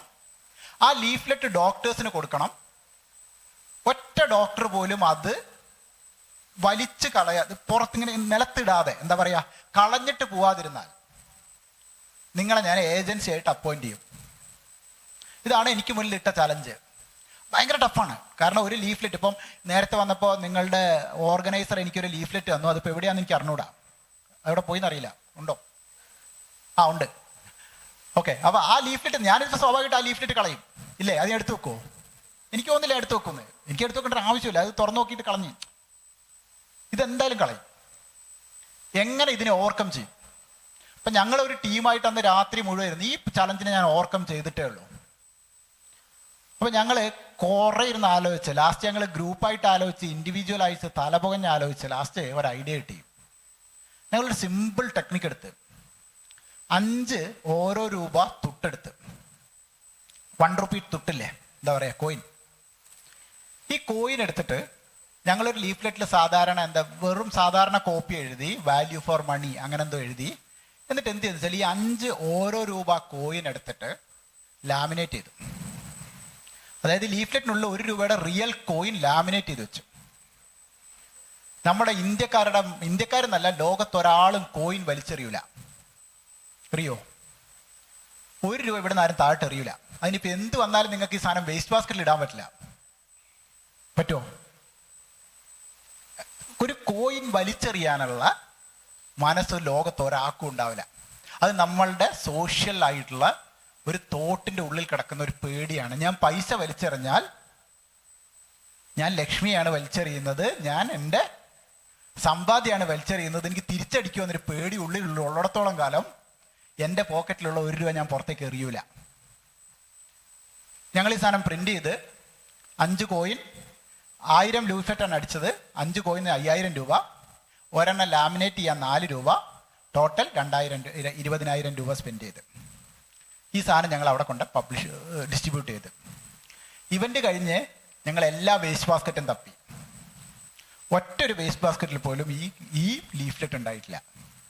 അന്ന് വൈകുന്നേരം ഞാൻ ജിക്കാരുടെ ഒരു വീഡിയോ എടുത്ത് കാണിച്ചു കൊടുത്ത്, ഇതാ ഞാൻ നിങ്ങൾ പറഞ്ഞ ചലഞ്ച് ജയിച്ചിട്ടുണ്ട്. വളരെ സിമ്പിളാണ്. ഒരാൾക്കും ഇത് എറിയാൻ പറ്റില്ല. ഇനി അവർക്ക് അടുത്ത് ചെയ്യാൻ പറ്റുന്നത് പൊളിക്കണം. ഇവർക്ക് ചെയ്യാൻ പറ്റുകയെന്ന് പറഞ്ഞാൽ ഈ സാധനം പൊളിച്ചിട്ട്, ഈ ലാമിനേഷൻ പൊളിച്ചിട്ട് അതിനുള്ള പൈസ പോക്കറ്റിലിട്ട് ഈ സാധനം എറിയണം. പക്ഷെ ലാമിനേഷൻ പൊളിക്കുക എന്നുള്ള അത്ര എളുപ്പമുള്ള പരിപാടിയൊന്നുമല്ല. ഞങ്ങൾ വളരെ സിസ്റ്റമാറ്റിക് ആയിട്ട് ലാമിനേറ്റ് ചെയ്യും. ഈ സാധനം പൊളിക്കാൻ പറ്റുക എന്ന് പറയുന്നത് ഇരുന്ന് പൊളിക്കണം, അത് മാന്തണ്ടേ. നിങ്ങൾ ലാമിനേഷൻ പൊളിക്കാൻ നോക്കുമ്പോൾ അറിയാം അതിൻ്റെ ബുദ്ധിമുട്ട്. പ്രോപ്പറായിട്ട് അലൈൻ ചെയ്ത് കഴിഞ്ഞാൽ ഒരു ലാമിനേഷൻ പൊളിക്കാൻ കഴിയില്ല. പിന്നെ ഈ കോൺഫറൻസിനിടയ്ക്ക് ഇന്ന് പൊളിക്കാനൊന്നും ആരും നിൽക്കില്ല. അവർ സ്വാഭാവികമായിട്ട് ഈ പൈസ ഉള്ളതുകൊണ്ടാണ് ഇത് ബാഗിൽ വെച്ചിട്ട് എല്ലാവരും കൊണ്ടുപോയി. ഞങ്ങൾ ജീൻ്റെ ഒഫീഷ്യൽ ഏജൻസിയുമായി. ഇവിടെയും നമ്മൾ ചിന്തിക്കുന്ന റൂട്ട്, ഇതിൽ ചലഞ്ചിനെ എങ്ങനെ നമ്മൾ അപ്രോച്ച് ചെയ്യുന്നു എന്നുള്ളതാണ് പ്രശ്നം. നമ്മൾ നേരെ പോയിട്ട് ഇതിനൊരു ഫ്ലയർ അടിച്ച് കോപ്പി അടിച്ച് ജയിക്കാനൊക്കെ നോക്കി നമ്മൾ തോക്കുമായിരുന്നു. അതിനകത്ത് എന്ത് കോപ്പി എഴുതിയാൽ ആളെറിയും ഇല്ലേ. ഇതിനകത്ത് നമ്മൾ ഉപയോഗിക്കുന്ന ഒരു സോഷ്യൽ കോൺഷ്യസ്നെസ് എന്ന് പറയുന്നത് പൈസ ഉള്ളിൽ വെച്ചാൽ എറിയില്ല എന്ന് പറയുന്ന ഒരു ലോജിക്കിലേക്ക് നമ്മൾ എത്തണം. ഇതെവിടുന്നാ മനസ്സിലാവുക വെച്ചാൽ നമ്മൾ സാധാരണക്കാരുടെ കൂടെ ജീവിക്കുമ്പോൾ നമുക്ക് മനസ്സിലാവില്ലേ ഇല്ലേ. നമ്മൾ ട്രെയിനിൽ യാത്ര ചെയ്യുമ്പോൾ നമുക്ക് മനസ്സിലാവും 1 രൂപ പോലും ആരും എറിയാറില്ല എന്ന് മനസ്സിലാക്കാവുന്ന ഒരു കോമൺ സെൻസിൽ നിന്നാണ് ഇത്തരത്തിലുള്ള കമ്മ്യൂണിക്കേഷൻസ് ഉണ്ടാവുന്നത്. ഇതാണ് ഞാൻ നേരത്തെ നിങ്ങളുടെ ടോപ്പിക്കിൽ, എൻ്റെ ടോപ്പിക് എത്ര പേർക്ക് അറിയാമെന്നൊന്നും എനിക്ക് അറിഞ്ഞൂടാ, വലിയ പ്രസക്തിയൊന്നുമില്ല. ഇതാണ് the art and science of communication എന്ന് ഞാൻ പറയും. ഇതാണ് ഇതിൻ്റെ art and science of communication അല്ലേ. വളരെ സിമ്പിളാണ്. പക്ഷേ ആർട്ട് ആൻഡ് സയൻസ് നിങ്ങൾക്ക് അപ്ലൈ ചെയ്യാൻ പറ്റിക്കഴിഞ്ഞാൽ നിങ്ങൾക്ക് ഈ ഇൻഡസ്ട്രിയിൽ നിൽക്കാൻ പറ്റുള്ളൂ. എല്ലാവരും വളരെ സിമ്പിളായിട്ടുള്ള രീതിയിൽ നിങ്ങളുടെ ഭാഷയെ ഉപയോഗിക്കാൻ പഠിച്ചു കഴിഞ്ഞാൽ നിങ്ങൾക്ക് കമ്മ്യൂണിക്കേഷൻ എക്സ്പേർട്സ് ആവാം. അതിൻ്റെ ഓരോ ലിറ്ററേച്ചർ സ്റ്റുഡൻറ്റും ഇതാകാം എങ്കിൽ പോലും ലിറ്ററേച്ചർ സ്റ്റുഡൻസിൻ്റെ 1% പോലും എന്തിലേക്ക് വരില്ല. കാരണം നമ്മൾ നേരത്തെ പറഞ്ഞൊരു പ്രശ്നമുണ്ട്, കച്ചവടം തെറ്റും സാഹിത്യം എന്തുവാണ്, മഹത്തായ കാര്യമാണ്. സാഹിത്യകാരൻ മഹത്തായ ആളും കച്ചവടക്കാരൻ ആരുമാണ്, മോശക്കാരനുമാണ് അല്ലേ. അതുകൊണ്ടാണ് ഷേക്സ്പിയറിന്റെ മഹാനായിട്ടുള്ള ആളും നമ്മൾ കച്ചവടത്തിലെ ഏറ്റവും നല്ല ആളുകളെ പോലും ഭീകരന്മാരുമായിട്ട് ചിത്രത്തിൽ ചിത്രീകരിച്ചിട്ടുള്ളത്. ചരിത്രത്തിലെ നിങ്ങൾ ചരിത്രം പഠിച്ചപ്പോൾ ഏതെങ്കിലും കച്ചവടക്കാരനെ കുറിച്ച് പഠിച്ചിട്ടുണ്ടോ?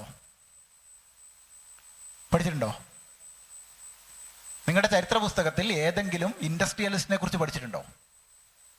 ഇൻഡസ്ട്രിയലിസ്റ്റുകളാണ് ലോകത്തെല്ലാം ഉണ്ടാക്കിയത് അല്ലേ. ആദ്യത്തെ ലൈറ്റ് ഉണ്ടാക്കിയത് ജി എന്ന് പറയുന്ന കമ്പനിയാണ്. അവർ ബൾബ് ഉണ്ടാക്കിയില്ലായിരുന്നെങ്കിൽ നമുക്ക് വെളിച്ചം കണ്ട് പഠിക്കാൻ പറ്റുമായിരുന്നു. നമുക്ക് സാഹിത്യം വായിക്കണം എന്നുണ്ടെങ്കിൽ രാത്രി ലൈറ്റ് വേണ്ടേ. ഞാനൊന്നും ജനിച്ച കാലത്ത് എൻ്റെ നാട്ടിൽ എന്തില്ല, ഇലക്ട്രിസിറ്റി ഇല്ല. മണ്ണെണ്ണ വിളക്കിലിരുന്ന് പഠിച്ച ഒരു കാലമുണ്ട്. ഇപ്പൊ മണ്ണെണ്ണ വിളക്കിൽ പഠിക്കാൻ പറ്റുമോ? അപ്പൊ ആരാണ് വലിയ ആള്, ഷേക്സ്പിയർ ആണോ, തോമസ് ആൽവ എഡിസൺ ആണോ, ഇത് വിറ്റ ജി ആണോ? തോമസ് ആൽവ എഡിസൺ ഇത് ഉണ്ടാക്കിയതുകൊണ്ട് പ്രത്യേകിച്ച് സംഭവം നടക്കുമൊന്നുമില്ല. അങ്ങനെ പല കണ്ടെത്തലുകളും ലോകത്ത് നടന്നിട്ടുണ്ട് ഇല്ലേ. ആപ്പിളിന്റെ മുമ്പേ സ്മാർട്ട് ഫോൺ ഉണ്ടാക്കിയിട്ടുണ്ട് IBM, അറിയാലോ. ലോകത്തെ ആദ്യത്തെ സ്മാർട്ട് ഫോൺ ആപ്പിൾ ഉണ്ടാക്കിയൊന്നല്ല, ലോകത്തിലെ ആദ്യത്തെ സ്മാർട്ട് ഫോൺ ഉണ്ടാക്കുന്ന IBM ആണ്. എന്നിട്ട് അവർ പോക്കറ്റിൽ വെച്ച് IBM ഫോൺ ഉണ്ടാക്കിയിട്ട് വീട്ടിൽ വെച്ച് ആർക്കും കൊടുത്തില്ല. ആപ്പിളുകാരെ സ്മാർട്ട് ഫോൺ ഉണ്ടാക്കിയിട്ട് വിറ്റു. അപ്പം നിങ്ങളുടെ കയ്യിലും സ്മാർട്ട് ഫോൺ കിട്ടി, നിങ്ങൾക്കിപ്പോൾ ഗൂഗിൾ പേ ചെയ്യാം അല്ലേ. ലോകത്ത് ഡിജിറ്റൽ റെവല്യൂഷൻ ഉണ്ടാക്കിയത് ആരാണ്?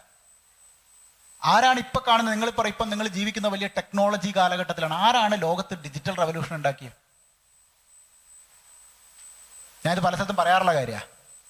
എനി ഗസ്, ലോകത്ത് ഡിജിറ്റൽ റെവല്യൂഷൻ ഉണ്ടാക്കിയത് ആരാ? ഇപ്പം നമ്മൾ കാണുന്ന ഡിജിറ്റൽ റെവല്യൂഷൻ ഉണ്ടല്ലോ, പോക്കറ്റിൽ ബാങ്ക് വേണ്ട, ക്യാഷ് വേണ്ട, ഗൂഗിൾ വേണ്ട, ടെക്സ്റ്റ് ബുക്ക് വേണ്ട, എല്ലാത്തിനും ഒരു ഫോണ് മതി. ഈ റെവല്യൂഷൻ ഉണ്ടാക്കിയത് ആരാ? ആപ്പിളാണോ? മൈക്രോസോഫ്റ്റ് ആണോ? ഇവരാരുമല്ല. ലോകത്ത് ഇത്തരത്തിൽ ടെക്നോളജി റെവല്യൂഷൻ ഉണ്ടാക്കിയത് ഇന്റൽ എന്ന് പറയുന്ന കമ്പനിയാണ്. കാരണം വളരെ സിമ്പിളാണ്. മൈക്രോസോഫ്റ്റ് എന്ത് ചെയ്തു? ടെക്നോളജിയെ കണ്ടുപിടിച്ച്, സാധനം കണ്ടുപിടിച്ച്. പക്ഷെ ഇതിനുള്ളിലുള്ള ചിപ്പ് ഉണ്ടാക്കാൻ ഇവർക്ക് ആർക്കും അറിയില്ല. ചിപ്പ് ഉണ്ടാക്കാൻ എല്ലാവർക്കും അറിയാം, പക്ഷെ ഇവർ ഒരു ചിപ്പ് ഒരു സമയത്ത് ഉണ്ടാക്കാൻ പറ്റുള്ളൂ. ചിപ്പ് 1-2 എണ്ണം പോരാ, ലക്ഷക്കണക്കിന് ചിപ്പുകൾ സെക്കൻഡുകളിൽ ഉണ്ടായാൽ മാത്രമേ എന്ത് സംഭവിക്കുള്ളൂ, കമ്പ്യൂട്ടർ നിങ്ങളുടെ വീട്ടിലെത്തുള്ളൂ. അത്രയും ചിപ്പ് ഉണ്ടാക്കണം. ഈ സ്പീഡ് ആർക്കും അച്ചീവ് ചെയ്യാൻ പറ്റുന്നില്ല. ആപ്പിൾ ചിപ്പ് ഉണ്ടാക്കാൻ നോക്കി. ആപ്പിളിന് വാശിയായിരുന്നു ഞങ്ങൾക്ക് സ്വന്തം ചിപ്പ് ഉണ്ടാക്കണമെന്ന്. സ്റ്റീവ് ജോബ്സ് കട്ടയ്ക്ക് തീരുമാനിച്ചിട്ടുണ്ട്, ഞങ്ങൾ ഒറ്റയ്ക്ക് ചിപ്പ് ഉണ്ടാക്കിയിട്ട് കമ്പ്യൂട്ടർ ഇറക്കുള്ളൂ, ഫോൺ ഇറക്കുള്ളൂ. ലാസ്റ്റ് സ്റ്റീവ് ജോബ്സ് പരാജയപ്പെട്ടു. സ്റ്റീവ് ജോബ്സിന് ഒരിക്കൽ പോലും ചിപ്പ് ഇറക്കാൻ പറ്റിയില്ല. അപ്പൊ ആൻഡി ഗ്രോവ് എന്ന് പറയുന്ന അന്ന് ഇന്റലിന്റെ CEO ആയിരുന്ന ആൻഡി ഗ്രോവാണ് ലോകത്ത് ആദ്യമായിട്ട് ചിപ്പിനെ മാനിഫോൾഡ് ആയിട്ട് ഒരുപാട് ലക്ഷക്കണക്കിന് കോടിക്കണക്കിന് ചിപ്പ് ഒരു ദിവസം ഇറക്കാമെന്ന് കണ്ടുപിടിച്ച ആൻഡി ഗ്രോവാണ്. ആൻഡി ഗ്രോവ് ഇല്ലായിരുന്നുവെങ്കിൽ ഒരു പക്ഷേ ലോകം ഇന്ന് കാണുന്ന തരത്തിൽ ടെക്നോളജി റെവല്യൂഷൻ ഉണ്ടാവുമായിരുന്നില്ല. ഇപ്പോഴും നമ്മുടെ ചരിത്ര പുസ്തകങ്ങളിൽ നമ്മൾ ആൻഡി ഗ്രോവിനെ കുറിച്ച് പറയില്ല, നമ്മൾ ബിൽഗേറ്റ്സിനെ കുറിച്ച് പറയും, നമ്മൾ സ്റ്റീവ് ജോബ്സിനെ കുറിച്ച് പറയും. കാരണം ഞാൻ നേരത്തെ പറഞ്ഞ പോലെ നമ്മൾ വലിയ മണ്ടന്മാരാണ്. നമ്മൾ പല കാര്യങ്ങളുടെയും പകുതി ഭാഗം മാത്രം കാണുന്ന ആളുകളാണ്. അപ്പൊ ഇത് വളരെ വളരെ ക്രിട്ടിക്കൽ ആയിട്ടുള്ളൊരു കാര്യമാണ്. നമ്മുടെ വായന, നമ്മൾ സാഹിത്യം പഠിക്കുമ്പോൾ, ഞാൻ സാഹിത്യം പഠിച്ചതിൽ ആകെ ഹാപ്പിയായ ഒരേ ഒരു കാര്യം സാഹിത്യം എന്നെ വായന പഠിപ്പിച്ചു എന്നുള്ളത് മാത്രമാണ്. അല്ലേ? എന്തിനാ സാഹിത്യം പഠിക്കുന്നത് എന്നുള്ളൊരു ചോദ്യം ചോദിച്ച് ഞാൻ അവസാനിപ്പിക്കും. എന്തിനാണ് സാഹിത്യം പഠിക്കുന്നത്? എന്തിനാണ് ലോകത്ത് സാഹിത്യങ്ങൾ? കച്ചവടം എന്തിനാന്ന് എനിക്ക് ഉറപ്പാണ്, ഒരു സംശയമില്ല. കച്ചവടം ഇല്ലാണ്ട് ലോകത്തിന് ഒരു സെക്കൻഡ് പോലും മുന്നോട്ട് പോകാൻ പറ്റില്ല. വേറെ എന്തുമില്ലാതെ ലോകത്തിന് ജീവിക്കാൻ പറ്റും. പക്ഷെ if there is no trade there is no world. ഒരാൾ മറ്റൊരാൾക്ക് വിൽക്കുന്നതാണ് ലോകം. ആദ്യത്തെ ആള് മുതൽ അവസാനത്തെ ആള് വരെ വിറ്റിട്ടുണ്ട്. നിങ്ങൾ ആദത്തിന്റെയും ഹൗവയുടെയും കഥ എടുക്കുകയാണെങ്കിൽ ആപ്പിള് പൊട്ടിച്ച് ഹൗവയ്ക്ക് വിറ്റതാണ്. തിരിച്ചെന്താ വാങ്ങിയെന്ന് നമുക്കറിയില്ല. പക്ഷെ എന്തായാലും അവിടെ കച്ചവടം നടന്നിട്ടുണ്ട്. ഇല്ലേ? ഒരാളൊരു ആപ്പിൾ പറിച്ച് മറ്റൊരാൾക്ക് കൊടുക്കുമ്പോൾ അവിടെ ഒരു കച്ചവടം നടക്കുന്നുണ്ട്. കച്ചവടമാണ് ലോകത്ത് ആദ്യം ഉണ്ടായത്. അതിന്റെ പിന്നിലെയാണ് സാഹിത്യവും മതവും രാഷ്ട്രീയവും ബാക്കിയൊക്കെ വന്നിട്ടുള്ളത് കച്ചവടത്തിന് ശേഷമാണ്. അതിലെനിക്ക് സംശയമില്ല. പക്ഷെ ലിറ്ററേച്ചർ എന്തിനു പഠിക്കുന്നു? അല്ലെങ്കിൽ എന്തിനു നിങ്ങൾ ലിറ്ററേച്ചർ ഫെസ്റ്റിവൽ കൊണ്ടുവരുന്നു? എന്തിനാണ് ഇത്ര കഷ്ടപ്പെട്ട് ലിറ്ററേച്ചർ പഠിക്കുന്നത്? അല്ലേ? ഇതൊക്കെ പഠിക്കേണ്ട ആവശ്യമുണ്ടോ? ലിറ്ററേച്ചർ വായിക്കേണ്ട ആവശ്യമുണ്ടോ? ഉണ്ടോ? വേസ്റ്റ് അല്ലേ? ടെക്നോളജി പഠിക്കാം, സയൻസ് പഠിക്കാം, മാത്സ് പഠിച്ചാൽ ഗുണമുണ്ട്. 1, 2, 3 അറിയാം. അല്ലേ? സയൻറ്റിസ്റ്റ് എന്തിനാന്ന് എനിക്ക് മനസ്സിലായിട്ടില്ല. പക്ഷെ സയൻസ് പഠിച്ചൊരു കാര്യമുണ്ട്, ശാസ്ത്രം പഠിച്ചൊരു കാര്യമുണ്ട്, മാത്സ് പഠിച്ചൊരു കാര്യമുണ്ട്. പക്ഷെ ലിറ്ററേച്ചർ എന്തിനു പഠിക്കുന്നു? ലിറ്ററേച്ചർ പഠിക്കുന്നത് എമ്പതി ക്രിയേറ്റ് ചെയ്യാനാണ് എന്നാണ് പൊതുവെ പറയുന്നത്. വേറൊരാളുടെ ഇമോഷൻ നമുക്ക് മനസ്സിലാക്കാൻ ഉപയോഗിക്കുന്ന ടൂളാണ് ലിറ്ററേച്ചർ എന്ന് ലിറ്ററേച്ചർ പഠിക്കുന്നതിനെ കുറിച്ച് ക്രിട്ടിക്സ് പറയും. വേറെ സൊസൈറ്റിയെ മനസ്സിലാക്കുന്നു. ഇപ്പം നിങ്ങൾ ജപ്പാനീസ് സൊസൈറ്റിയിലെ പ്രണയങ്ങൾ എങ്ങനെയായിരുന്നു മനസ്സിലാക്കണേ? മുറക്കാമിയെ വായിക്കണം, വേണ്ടേ? അല്ലെങ്കിൽ 1950കളിലെ അമേരിക്ക എങ്ങനെയാണെന്ന് അറിയണമെങ്കിൽ നിങ്ങൾ ഓൾ മൈ സൺസ് വായിക്കണം, അല്ലെങ്കിൽ ഡെത്ത് ഓഫ് എ സെയിൽസ്മാൻ വായിക്കണം, വേണ്ടേ? ലുക്ക് ബാക്കിൻ്റെ ആങ്കർ വായിക്കുമ്പോഴാണ് നിങ്ങൾ ഒരു ശുഭത യൗവനം മനസ്സിലാക്കുക. അത് പിന്നീട് അമിതാഭ് ബച്ചൻ്റെ സിനിമകളിൽ കാണുമ്പോൾ നമുക്ക് അതിൻ്റെ ഒരു റെസൊണൻസ് കിട്ടും. പക്ഷെ ഇതിൻ്റെയൊക്കെ അപ്പുറത്ത് എല്ലാ ലിറ്ററേച്ചറും മനുഷ്യനെ മനസ്സിലാക്കാനുള്ള സാധനമാണെങ്കിൽ, ഒരു കൊമേഴ്ഷ്യൽ ആർട്ട് മനുഷ്യനെ മനസ്സിലാക്കുന്നിടത്തുനിന്ന് സ്റ്റാർട്ട് ചെയ്യുന്ന ഒരു കലയാണ്. അത് ഭയങ്കര രസമുള്ളൊരു പണിയാണ്, ഒട്ടും ബോറില്ലാത്ത നമുക്ക് എൻജോയ് ചെയ്യാവുന്ന ഒരു പണിയാണ്. അതിന് വലിയ ജോബ് സാധ്യതയുണ്ട്. അത് ലോകത്തിൻ്റെ വലിയൊരു ആവശ്യമാണ്. കാരണം നിങ്ങൾ ഓരോ ആളും ജീവിക്കുന്നത് വേറൊരാൾ നടത്തുന്ന കച്ചവടം കൊണ്ടാണ്. ഒരിക്കലും ചിന്തിക്കരുത് ആരോ നടത്തുന്ന കച്ചവടത്തിൻ്റെ ഒരു ഭാഗത്താണ് നിങ്ങൾ നിൽക്കുന്നുണ്ടാവുക. അല്ലേ? നിങ്ങൾക്ക് വീട്ടിൽ അച്ഛൻ ജോലിക്ക് പോകുമ്പോൾ ശമ്പളം കിട്ടുന്നതുകൊണ്ടാണ് നിങ്ങൾ ചോറുണ്ണുന്നത്. അച്ഛൻ ശമ്പളം കിട്ടുന്നത് അച്ഛൻ ഏതോ ഒരു കമ്പനിയിൽ വർക്ക് ചെയ്യുന്നതുകൊണ്ടാണ്. അച്ഛൻ ആ കമ്പനിയിൽ വർക്ക് ചെയ്യുന്നത് ഏതോ ഒരു പൊട്ടൻ ഒരു കമ്പനി തുടങ്ങിയതുകൊണ്ടാണ്. ആ പൊട്ടൻ്റെ ബിസിനസ് സുഖമായിട്ട് പോകുന്നതുകൊണ്ടാണ് അച്ഛന് ശമ്പളം കിട്ടുന്നത്. അതുകൊണ്ടാണ് നിങ്ങൾ കഞ്ഞി കുടിക്കുന്നത്. അതുകൊണ്ട് ബിസിനസ്സിന് ഒരു സെക്കൻഡ് പോലും മോശമായി കാണരുത്. ലോകത്ത് ഏറ്റവും ഇമ്പോർട്ടൻ്റ് ആയ സാധനം കച്ചവടമാണ് എന്ന് മാത്രം പറയാനാണ് 1 മണിക്കൂർ കഷ്ടപ്പെട്ട് ഞാനിവിടെ വന്നത്. നന്ദി.